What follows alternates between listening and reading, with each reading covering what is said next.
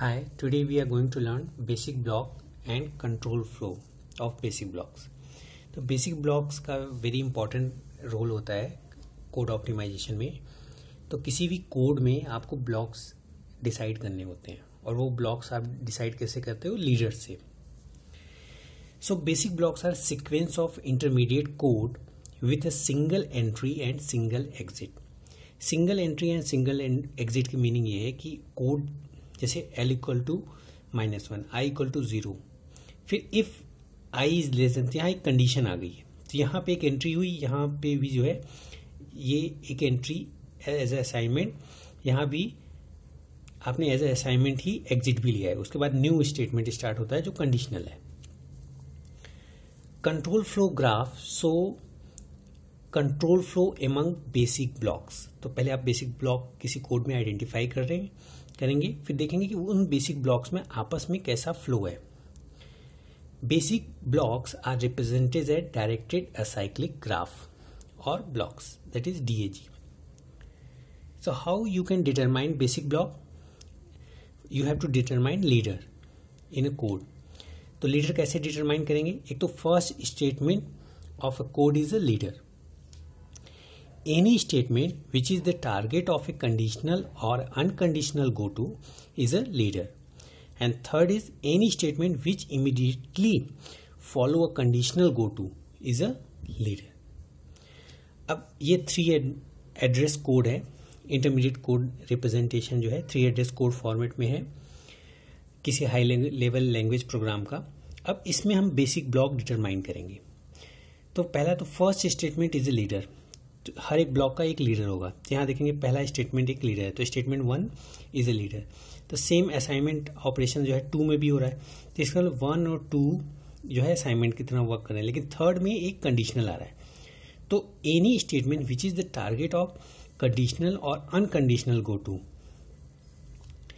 Is also a leader. तो एक तो ब्लॉक आपका क्या हो जाएगा B1, और वो स्टेटमेंट क्या कंसिस्ट करता है 1 और 2. नेक्स्ट ब्लॉक आपका B2 और वो क्या होगा स्टेटमेंट 3. फिर B2 के बाद नेक्स्ट ब्लॉक B3.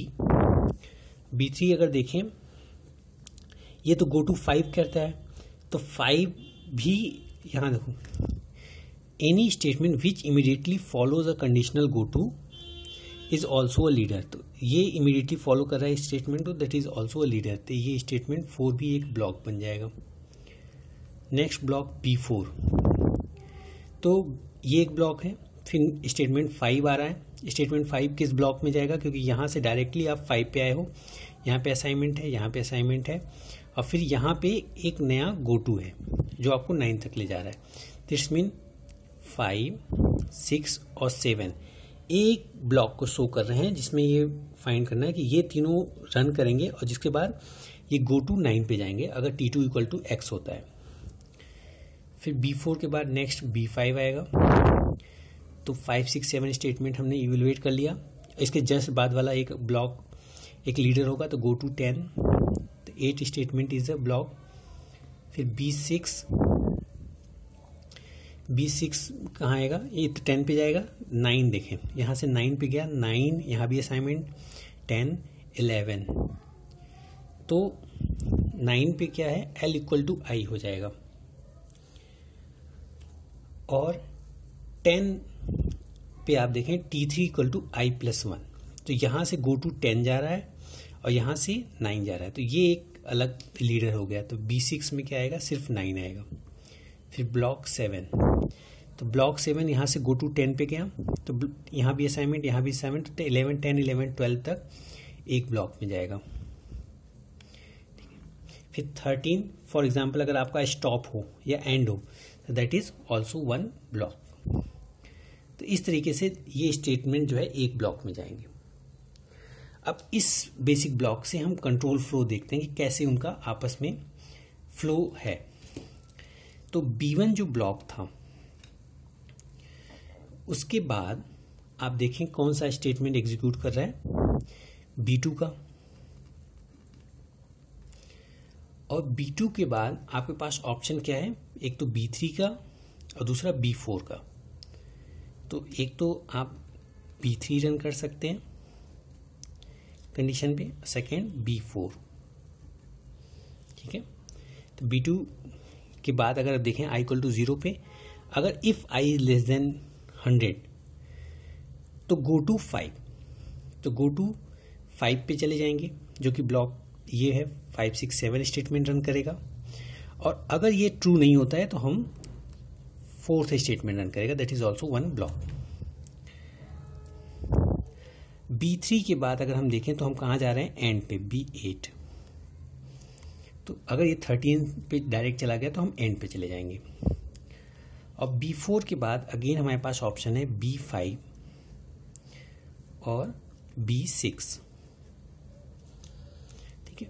तो B4 ब्लॉक हमारा स्टेटमेंट 4 था, 5 6 7 था, और 5 6 7 के बाद आपके पास ऑप्शन है, या तो आप B5 8 पे जाएंगे, गो टू 10 पे, अगर if T2 equal to X then go to 9, तो या तो B5 पे जाएंगे या B6 पे जाएंगे।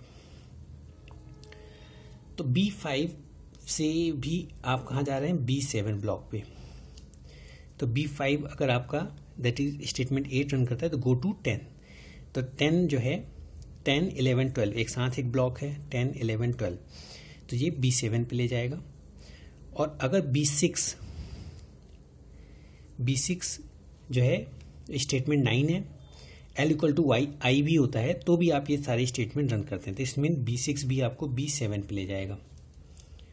और B7 ब्लॉक 12 पे फिनिश होता है, तो 12 कहता है कि गो टू 3, फिर से यहाँ पे आ जाओ, तो इट्स मीन यहाँ से एक लूप चलेगा और कहाँ जाएगा, B2 पे।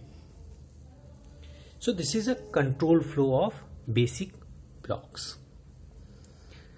अब इसमें ये देखें कि इसमें हमने लीडर डिसाइड करके जो है ब्लॉक्स, यूनिक ब्लॉक्स डिटरमाइन किए हैं। तो फर्स्ट स्टेटमेंट 1 लीडर कैसे हो रहा है, बाय रूल 1 से, और 3 5 9 10 अगर देखें तो वो रूल हो रहे हैं बाई 2 से। तो ये 3 रूल्स जो है आपको लीडर से डिसाइड करेंगे, और each leader decide unique block, and the flow of block is known as control flow.